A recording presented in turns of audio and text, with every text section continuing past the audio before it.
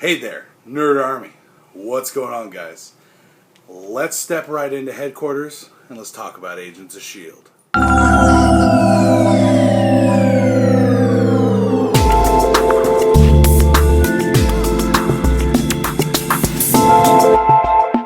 So what's going on, Nerd Army? It is time for us to discuss the newest episode of Agents of S.H.I.E.L.D., which is a Wanted Inhuman. This episode was really good. There were so many different storylines that were just going off, and they all were amazing. I just wanted to watch every single one of them. I kept wanting, like, when are we getting back to this one? When are we getting back to this one? It was just a great episode, guys.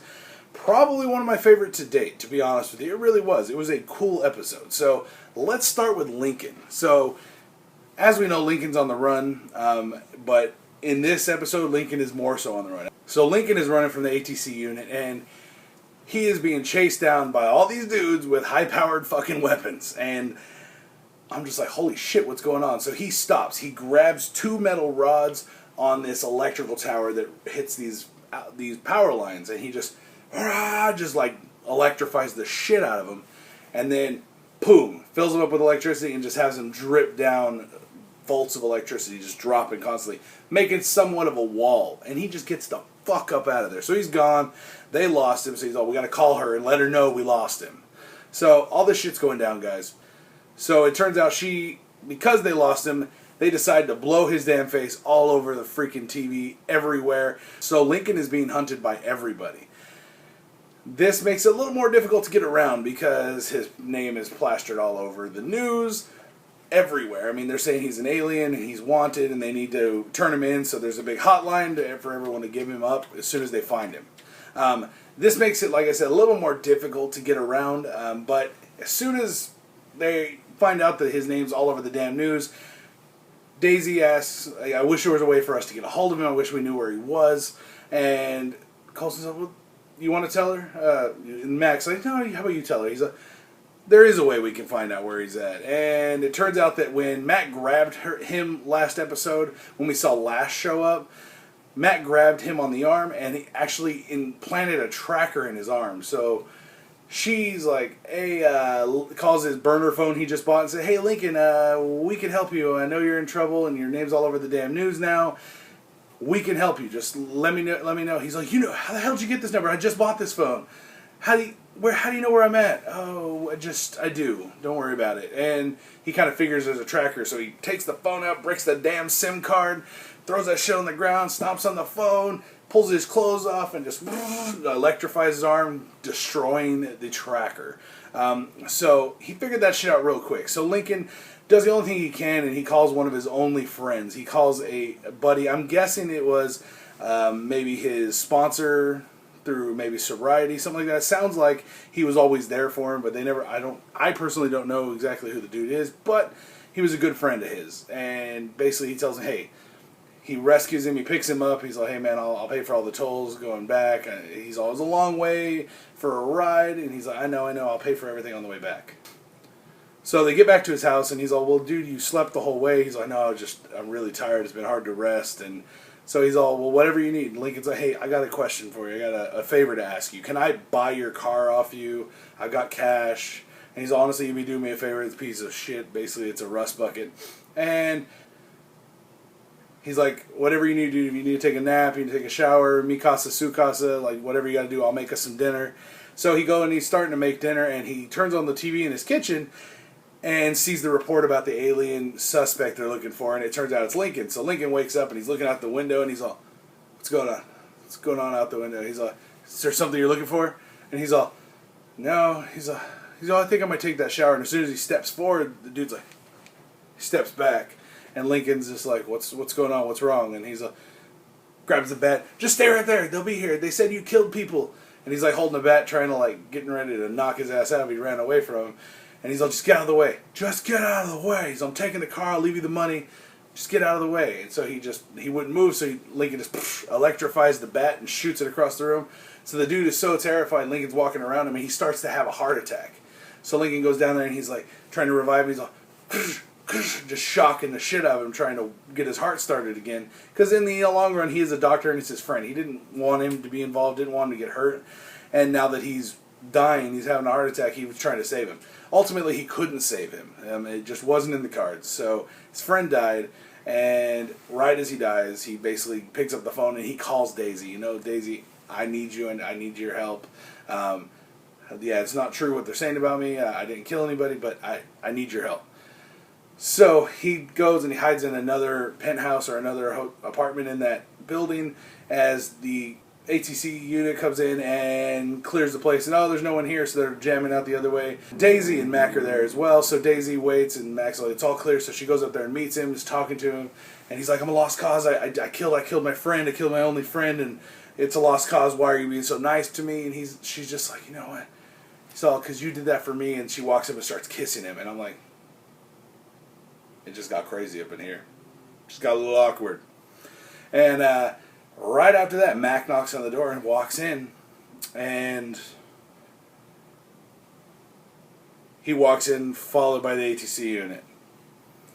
And he's all Coulson's orders. We're turning him over. So Lincoln's all, fuck that. Just electrifies the floor, knocks all those fools down. And so there, you know what? We're getting our consolation prize. We're going to take her in.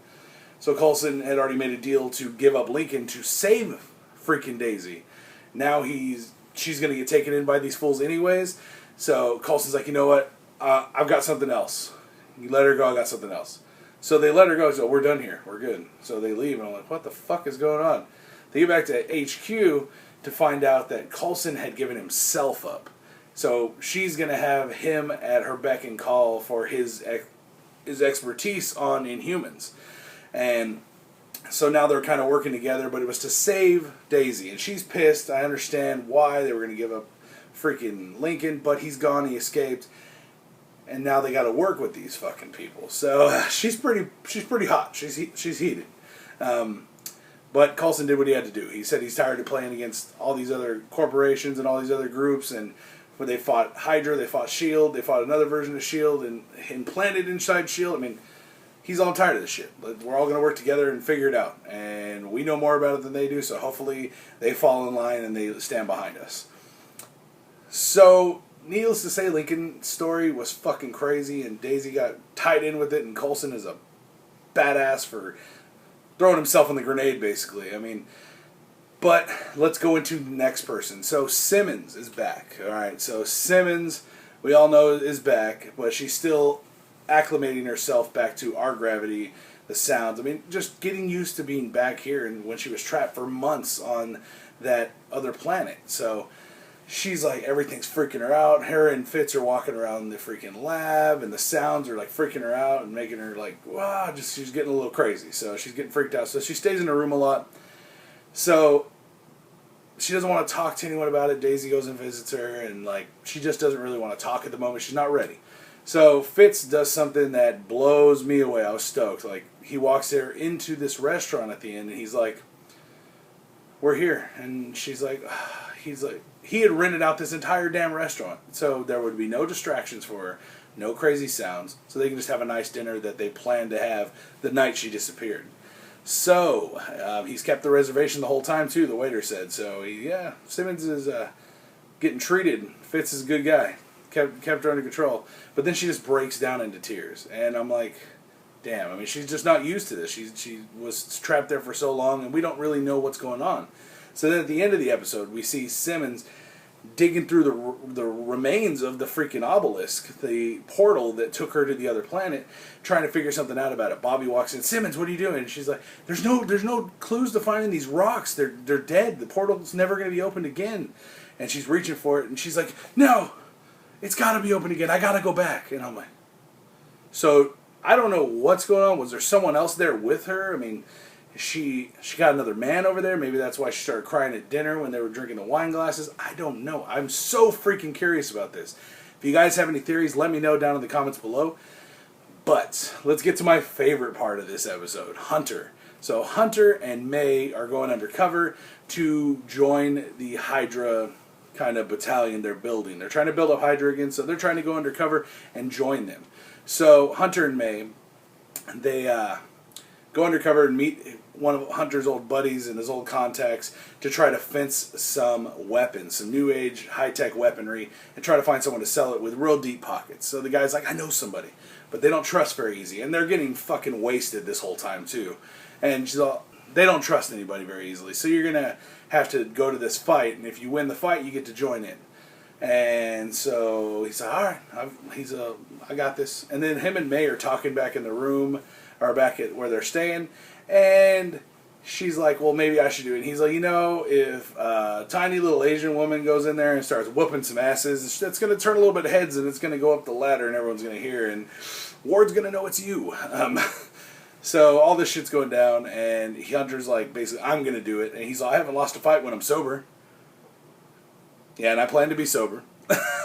But so he gets down there to the fight finally. They go down to this room where all these dudes are already brawling, and his homie, his contact, whoever he was, fucking is sitting right across the way, and he leans over to the other guy, hey, he's here so we can get started. So the other fight clears out of the way. So Hunter's down there and getting ready to brawl, and he's waiting to see who he's going to fight. So he's getting his shirt off, and he's getting his little wife beater. He's like, all right. He looks up, and it's his homie, his contact, the dude that he had made the deal with to get this fight. And this dude is a fucking monster. This guy is a huge motherfucker. It's crazy. This guy's big.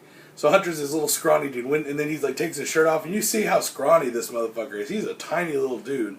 This dude like picks shit out of his teeth with Hunter. I mean, it's crazy. But they get into this brawl, and Hunter's getting his ass whooped constantly, and he's just getting his ass kicked left and right. But he's staying strong. He's joking around. He's trying to find out why the fuck this guy is kicking his ass when they were friends. And at the same time, May is right there in the crowd, and these three big-ass fools just walk around like, he's like, hey, let me buy you a drink. And she's like, no. And he's like, let me try that again. Hey, I'm going to get you a drink. She's like, no. And he's like, I promise you're going to enjoy it. So they kind of walk her off to the side, the three dudes, into this like back room. And she takes her jacket off, throws it off to the side, and she's like, all right, who's first? Then May just fucks these three big-ass dudes up. She's like, just dropping fools. So she fucks these dudes up, and she walks out. She's like, let's try to keep it quiet. The little Asian woman kicked all your asses. All right, I'm out. And just starts walking away. And I'm like, oh, fucking May's a boss. But they are right. If they would have heard about that, definitely they would have been like, hold on, who the fuck's this Asian woman? He would have known it's May, like, right off the bat. So it goes back to Hunter out there. She walks back out, and she's just like, nothing ever happened. Like, yeah, watching the fight. And Hunter's like down on his luck, so he reaches in his pocket. He pulls out the brass knuckles they were fucking around with in the room earlier, and just, just lays into this dude like 3 or 4 times, and just timber this big motherfucker hits the floor. And Hunter's like, somebody gonna fucking call a fight? He's like bleeding everywhere. He's like, there's no point, he's not breathing.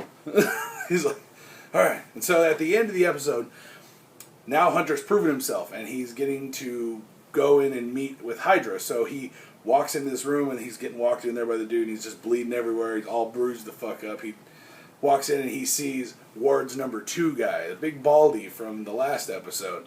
He's sitting right there, and he's like, well, our leader will be most impressed. He's like, I can't wait to meet him one day. And then he's just standing there all beat up and bloody, and there's a big old Hydra symbol right there on the side of him. I'm like, dub, Hunters and Hydra! But all in all, guys, this episode was freaking awesome. I loved every aspect of this episode. There were so many cool stories that went on, and I cannot wait for next week, guys. But let me know what you guys thought about this episode, and what was your favorite part. Let me know right down in the comments below, guys. Make sure you guys hit that like, thumbs up button if you would be so kind, and make sure you smash that subscribe button to keep up with me and all the Agents of S.H.I.E.L.D. reviews I do every single week, guys. I'm Andrew.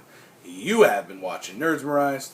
Peace out. Hey guys, if you like what you saw and you want to see more, make sure you go click that big, sexy subscribe button. And I will see you guys next time right here on Nerdsmerized.